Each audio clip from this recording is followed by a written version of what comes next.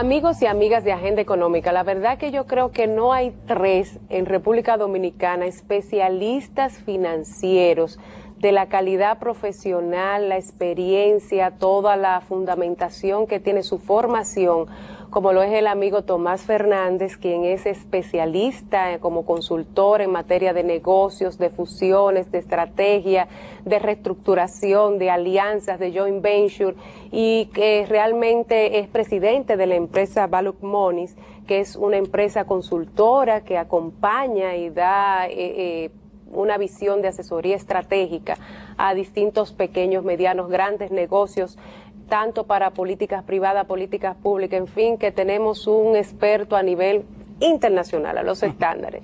Y hacía días que no venía el amigo Tomás y nos mandó un artículo excelente que compartió con nosotros, que se llama El balance general no tiene quien le escriba, y es una forma llana. Yo dije, pero la verdad que lo conseguiste, Tomás, de cómo para explicar finanzas a los no financieros y cómo traducir un elemento tan importante como análisis, como para la toma de decisiones, como es el balance general. Así que bienvenido, y que tú nos cuentes el desarrollo de todo este importante trabajo que tú compartiste con nosotros. Gracias a ti, me ruboriza tus cumplidos y sí, me comprometen igual. Gracias siempre por la invitación. Sí. Definitivamente ha sido nuestra experiencia que el tema de la educación financiera, de lo que es el alfabetismo financiero en nuestro país, es bastante pobre. De pronto la contabilidad se relega para fines de expertos, para el Instituto de Contadores, para los auditores externos, pero al empresario, y por qué no, al agente privado que invierte su plata en un banco o tiene algunas acciones en empresas familiares, o que sea, no domina lo que son los estados financieros, el análisis de los estados financieros y el impacto que eso tiene sobre sus inversiones. Entonces hemos tratado de hacer un humilde esfuerzo de ir llevando el idioma. Dicen que hay dos idiomas de los negocios, uno es el inglés, que es un reto para nosotros como país, pero para mí el principal es la contabilidad. Realmente al final del día, más que finanzas, tú sabes, Luis, que yo fui economista. Ah, tú fuiste economista. Ya fui economista, sí. Yo relegué en Alejandro. Mentor y asesor personal económico, Alejandro Fernández. Toda la materia macro, como tú planteabas al inicio. Y nos sentimos que más bien queremos ayudar en lo micro, en lo que es el empresario, que no es más que la agregación luego en la macroeconomía. Entonces, sí ha sido interesante el tener el híbrido de economía con finanzas, pero lo que une las dos cosas corporativas, es la contabilidad. Okay. Para mí hay una pasión. Esa es la base. De pronto es sexy la finanza corporativa, vemos las películas de Wall Street, vemos unas gráficas, pero el idioma principal es la contabilidad. Entonces me he tornado algo un contador frustrado más que un economista. Exactamente. Y creo que es importante que al empresario no deje lo que es la información financiera para un tema de cumplimiento fiscal o bancario o tal, sino que realmente lo utilice como una herramienta de gestión y de creación de valor. ¿Y cuáles son los énfasis en que debe focalizarse ese empresario a los fines de ir asimilando esa nueva cultura financiera, ese entendimiento? ¿Dónde tiene que ir poniendo los focos? ¿Cómo puede ir comprendiendo lo que esos estados, esos balances le van diciendo en términos de manejo de liquidez por el flujo de caja, en su apalancamiento por el tema del endeudamiento? ¿Cuáles son esos tips que tiene que ir asimilando esa nueva cultura empresarial acorde a los tiempos como estamos en el siglo XXI? Claro. Fíjate, la profesión ha delimitado 4 principales estados financieros, que es el estado de resultados, muy bien conocido. ¿Que se gana o se pierde ahí? Que se gana o se pierde, correcto. Exacto. Partimos de las ventas, vemos cuánto nos costó lo que vendimos, los gastos, y ahí tenemos el famoso bottom line, cuánto fue el resultado del periodo. Exacto. Y ese es el que le interesa mucho a los accionistas. Ese es, yo te diría que a veces nos quedamos en la venta. Exacto. Inclusive ni siquiera importa tanto cuánto nos ganamos abajo, Ajá. sino el tamaño, la magnitud, el volumen de operaciones. Y eso no deja de tener su mérito. Pero bueno, ese estado de resultados le decimos que es como una película, una visión en el tiempo del 1 de enero al 31 de diciembre, si acumulado, fiscal, para ver cómo fue evolucionando las operaciones de la compañía. Hay otro estado que es igual de importante, pero de pronto es el que menos énfasis se le aplica, que no sea en ciertos sectores que luego comentamos, que es el balance general. El balance general o estado de situación es una foto.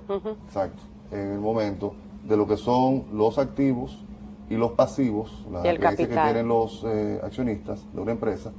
La diferencia de eso es lo que nos lleva al patrimonio. El patrimonio es la cuenta resultante de esos activos y esos pasivos.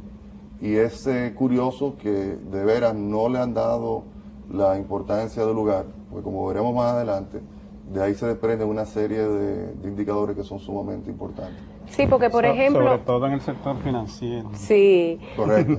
Por ejemplo, Tomás, uno mirando datos incluso, la lectura que están detrás de esos datos, tú puedes medir incluso el nivel de eficiencia con que opera una empresa, el nivel, por ejemplo, de calidad de los activos, de las cuentas por cobrar, lo que puede ser la permanencia de continuidad en el flujo determinado que representa para la operación que lleva. Qué tan puede estar impactado por factores exógenos en función de los compromisos de corto plazo, de largo plazo. O sea, ahí es que están los elementos para el plan estratégico de negocios y para tú direccionar hacia un enfoque de resultados sobre la base de cómo estoy hoy, que es la foto del balance, pero con visión a cómo quiero estar con los resultados. Correcto, correcto.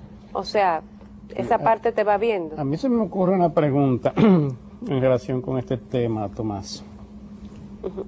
Yo pienso que tal vez no tanto en el caso de la República Dominicana, pero en otras economías más desarrolladas, donde los mercados financieros tienen más incidencia en lo que es la capitalización y los recursos, la captación de recursos por parte de las empresas.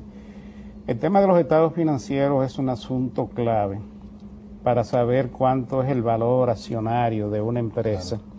Y para ver en qué medida esa empresa puede ser objeto, qué sé yo, de compra de acciones en los mercados financieros. Aquí, por mucho tiempo, las empresas no han sido tan transparentes en lo que son sus estados financieros. En muchos casos esto tiene tal vez implicaciones de orden fiscal. No se quiere tal vez dar a conocer cómo andan los resultados para evitar el impacto fiscal que eso tiene en muchos casos. Y en muchos casos también no son transparentes los estados porque siempre se dice que las empresas tienen más de un estado, dependiendo de lo que... Del sombrero que se quieran poner. De a quién van dirigidos esos estados. Y si es a los accionistas, si es a la autoridad fiscal o si es al mercado financiero para los fines de captación de recursos. Entonces, este tipo de cosas, a mí me gustaría que tú me hicieras una evaluación general de cómo esto anda hoy día, porque ya con los avances que tiene, por ejemplo, la autoridad fiscal y con las nuevas existencias regulatorias del sector financiero, a mí me parece que ya se está forzando un poco más a la transparencia en este sentido, sector empresarial. Mira, Luis, te puedo comentar de 15, 16 años de que regresé de Estados Unidos, que definitivamente ha habido un avance extraordinario y por lo positivo. Extraordinario porque sí conocí aquella época, estamos hablando de mediados de los 90, donde todavía, reciente, ¿no? Llegué a conocer empresas había una con 5 estados financieros. Ay, misericordia. Sí. Era un malabarismo financiero. Fascinante. Y sin embargo, hoy día me atrevería a decir que el grado de transparencia que ha habido financiera, muy empujada por los temas fiscales que mencionas, pero no solamente por eso, por otros asuntos, por ejemplo, de orden de la banca. El acceso al crédito ya no puede estar sujeto a... O sea, que tú pierdes y puedes pagar una cuota alta. La misma exigencia que la profesión, por vía del Instituto de Contadores y tal, ha ido poniendo para que se formalice en esa materia. Pero yo te diría también que al empresario, de pronto hay dos cosas que no le gustan hacer al empresario. Una es que le roben y otra es pagar impuestos. Para pagar impuestos, pues buscaban estos malabarismos que ya cada vez se les hace más difícil. Para que no les roben, no deberían tener todas esas versiones, ediciones de estados financieros, porque esa es la mayor puerta de entrada a fraude dentro de la empresa. Porque es imposible, literalmente es imposible, que tú puedas controlar la gestión de la compañía si tú tienes diferentes libros. O sea, siempre te roban, pero siempre te van a robar más si tú llevas diferentes libros. Entonces creo que el avance ha sido positivo y que no ha sido solamente por una consecuencia, una exigencia fiscal, que también ha tenido sus beneficios, sino que desde el punto de vista de acceso al crédito y a la transparencia, al control interno de las empresas, ha sido positivo. El propio trabajo de los auditores, cada día es un trabajo más profesional y más orientado a dar seguridad del trabajo por parte de las empresas auditoras.